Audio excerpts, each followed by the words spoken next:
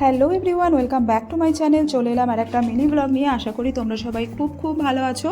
আর গতকাল রাত্রে আমি গিয়েছিলাম আমার ননদের বিয়ের আইবুড়ো ভাত অনুষ্ঠানে, তো সেখানকারই কিছু মুহূর্ত আমি তোমাদের সাথে আজ শেয়ার করব।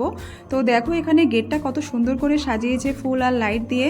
তারপরে তো যেতেই দেখলাম আমার বড় ননদ খুব সুন্দর করে নাচছিল, আর আমরা সবাই কিন্তু খুব মজা করেছিলাম।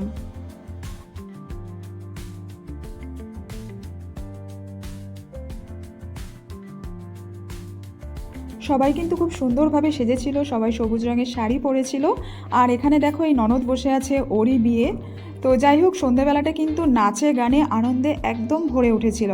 তারপরে হঠাৎই দেখলাম নাচতে নাচতে দুই বোন ইমোশনাল হয়ে কান্নাকাটি করছে। তো ওদের কান্না দেখে আমারও যেন কান্না পাচ্ছিল, সেই অনেক আগের স্মৃতিগুলো যেন চোখের সামনে ভেসে উঠছিল।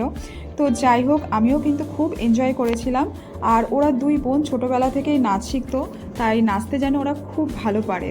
তো তারপরে সব বোন আর সব বন্ধুবান্ধবীরা মিলে ওরা খুব এনজয় করছিল, আমি এখানে ভিডিওই করছিলাম। তারপরে আমিও একটু পার্টিসিপেট করেছিলাম, সেই ক্লিপটা আমি তোমাদের দেখাতে পারলাম না।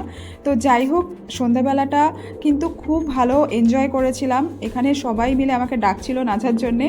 তো যাই হোক, ওরা কিন্তু খুব নাচ গান এখানে সবাই মিলে হইচই করছিল। তো রাত্রিবেলাটা খুব সুন্দর করে আমরা এনজয় করলাম।